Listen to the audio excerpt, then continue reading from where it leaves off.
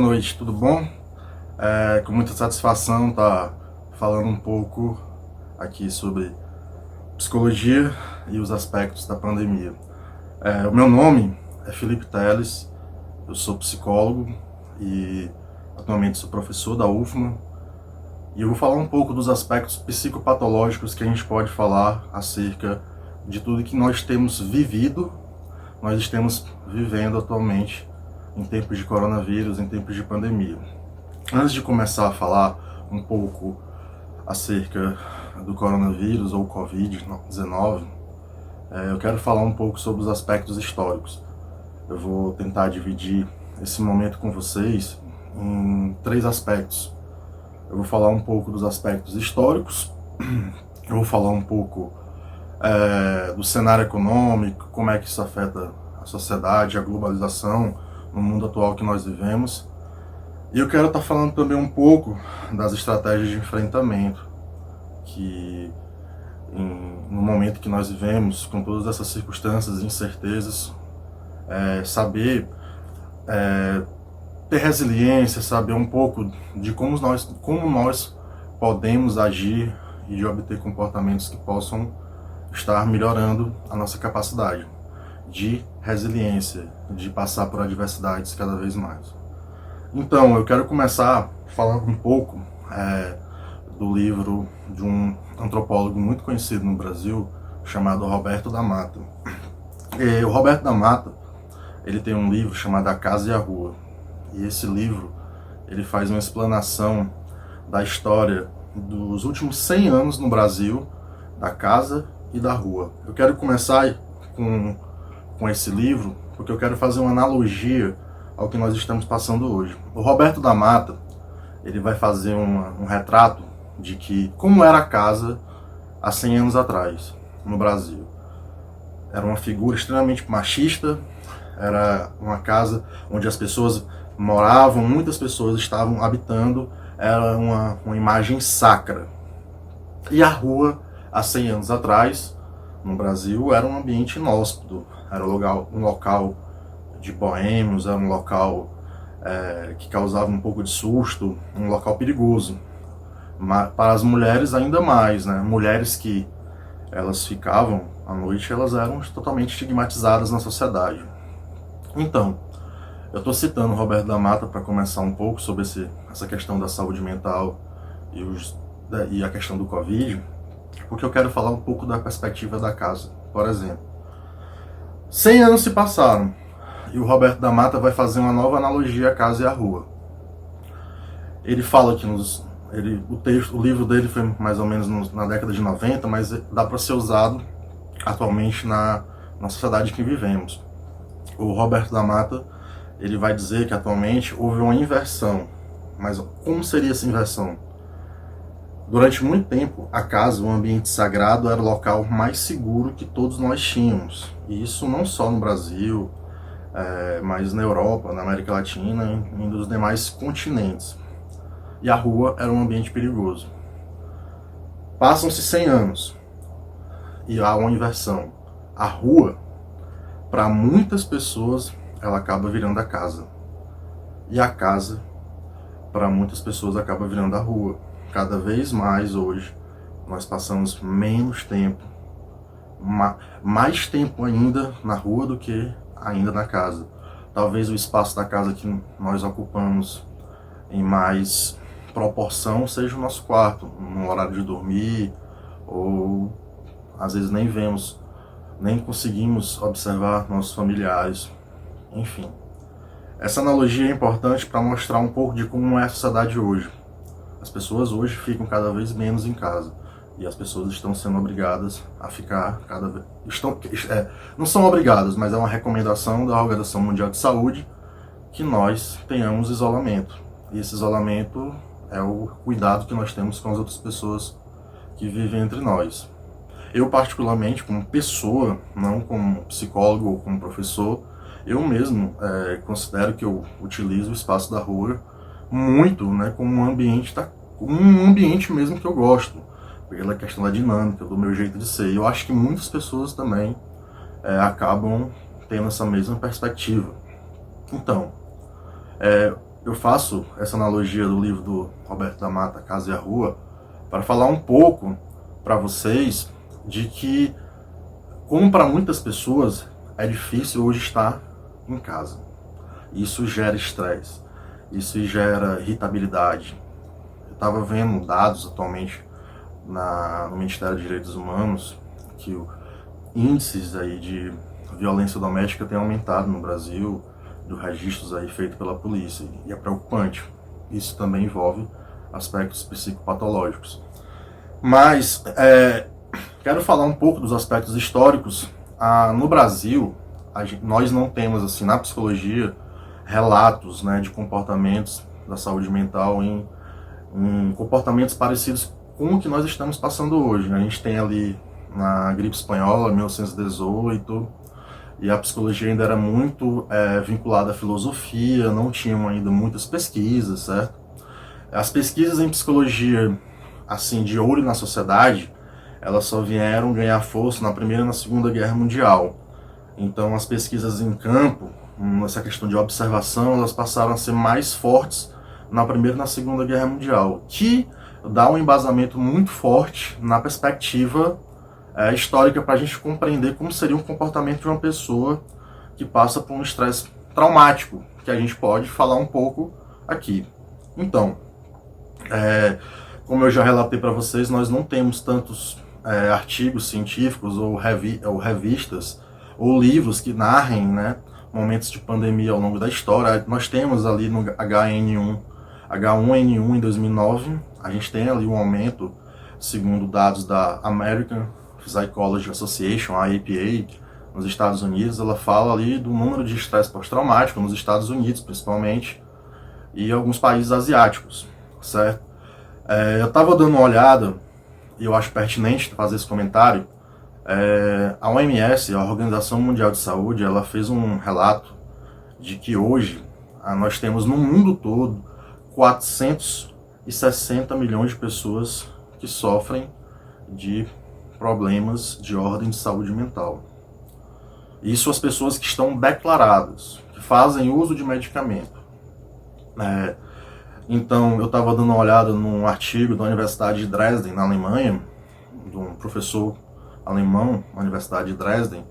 Ele falava que hoje muitas pessoas, ele faz um comparativo de andar com mochila. Muitas pessoas andam com mochilas muito cheias e outras pessoas andam com mochilas muito vazias. E essa analogia é interessante para a gente perceber como foi abruptamente esse movimento do coronavírus na vida de muitas pessoas.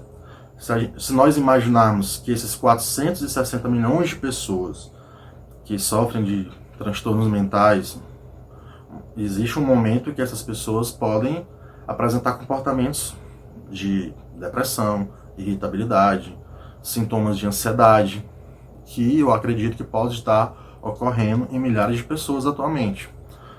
Muitas pessoas fazem uso de medicamento, a logística do medicamento pode acabar, a questão da interrupção do tratamento, muitas clínicas fechadas, o serviço hoje de saúde, o SUS, ele tem cada vez mais estado muito ocupado com as demandas da pandemia, e o serviço de saúde mental acaba se tornando um pouco ali afastado. Então é preocupante essas pessoas que atualmente elas fazem uso de medicamento, que utilizam desses tipos de tratamento, elas tenham passado situações como essa.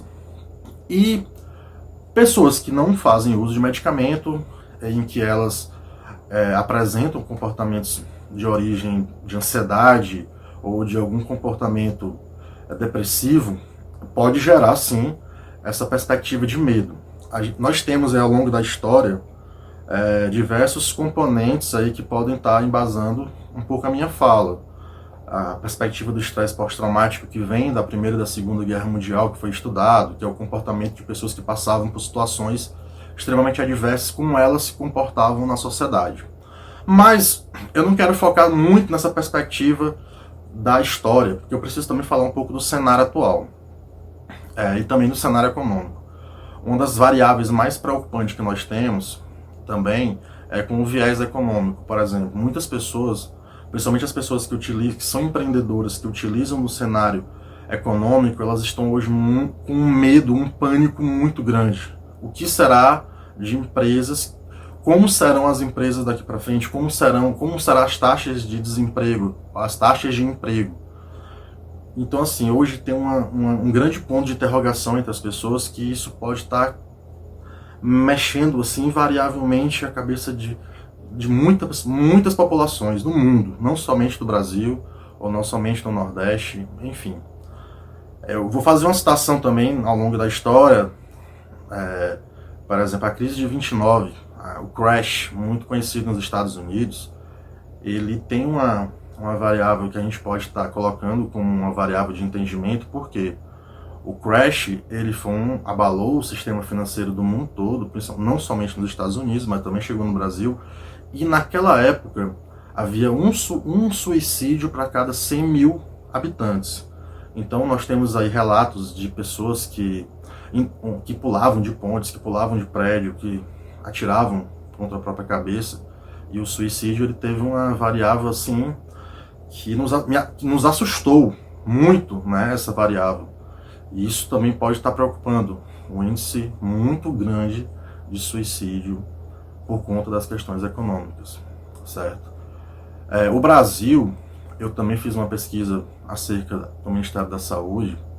O Brasil, ele apresenta uma população que utiliza aí entre o top 5 medicamentos de ansiedade, medicamentos que tratam a questões psicológicas. E principalmente esses medicamentos, eles são muito utilizados no interior. Então acredito que tem uma parcela muito grande da população brasileira que deva estar em processo de pânico ou em caos, certo? E a questão do isolamento, sim, ela ocasiona muito problema nessa variável de saúde mental. Quais as estratégias que nós podemos utilizar para tentar combater essa questão na saúde mental? Nós temos uma perspectiva, nós somos parados por uma variável, um vírus mundial. E talvez a grande estratégia que nós podemos estar utilizando é o processo de se reinventar, olhar para si, olhar para a família, olhar para você. Tem a perspectiva física, fazer uma atividade física em casa, em praças, não com aglomerações de pessoas, mas na perspectiva de tentar exercitar-se para praticar um pouco das estratégias de enfrentamento. Ler um livro, assistir uma série, assistir um filme. Eu vou estar colocando, junto com esse material, com o vídeo que eu estou colocando para vocês, eu vou estar colocando um material de apoio para vocês lerem sobre a questão de enfrentamento, a perspectiva da saúde mental, como controlar a ansiedade. Eu vou estar colocando também filmes que podem estar lhe ajudando nesse processo. Eu acredito muito no processo de insight, quando a pessoa ela se dá conta num ambiente em que ela usa a imagem como um processo de si, certo? E eu vou deixar meu e-mail também para que, caso vocês sintam a vontade, me procurem, que eu possa estar utilizando esse serviço. Existem hoje vários tipos de serviços aí disponíveis de ajuda, plataformas na internet, existe um telefone que você pode estar ligando se você precisar de ajuda. São plataformas atuais que combatem a questão do suicídio, do pensamento suicida. E você também se reinventar nesse processo de fazer reflexões acerca da sua vida. Essa parada, ela pode te dar um feedback de você olhar ao redor da sua vida e observar aquilo que não está sendo legal. Esse comportamento que muitas vezes nós temos, repetições de padrões, de manias, e observar isso cada vez mais dentro de si te possibilita verificar aqueles comportamentos que estão em desajuste, certo? Olhar o próximo, executar a empatia, ouvir, trabalhar a perspectiva do silêncio, trabalhar a sua linguagem, a sua perspectiva corporal, a sua forma de se mostrar, de falar com os outros, você se perceber como um todo mesmo, certo? Eu acredito que é uma oportunidade dentro de tantas questões negativas que nós estamos passando. Então, eu acredito que Nós estamos passando por um momento da história em que isso será lembrado por gerações. Acredito muito na cura e na prevenção de doenças através da ciência. Procurem livros, leiam artigos, fiquem longe de fake news. A internet, ela tem ela quebrou muito a perspectiva da globalização. Você pode estar lendo tudo e acompanhando o que está acontecendo no mundo, mas você precisa estar sempre perto da ciência. Ler as matérias que são embasadas por autores consagrados na literatura. E a internet também tem um lado negativo da disseminação de notícias falsas, de colocar as pessoas em pânico e de disseminação de fake news. Então, eu desejo a todos aí que em breve todos nós estaremos voltando aos nossos trabalhos, à universidade, e eu acredito que em breve estaremos executando e sendo uma humanidade melhor e mais equilibrada. Então, forte abraço, eu desejo um forte sentimento de cuidado, de amor ao próximo. Então, eu vou estar anexando junto desse vídeo o material e vocês podem fazer leituras e entrar em contato comigo. Foi um grande prazer, aproveitem as demais aulas e um forte abraço.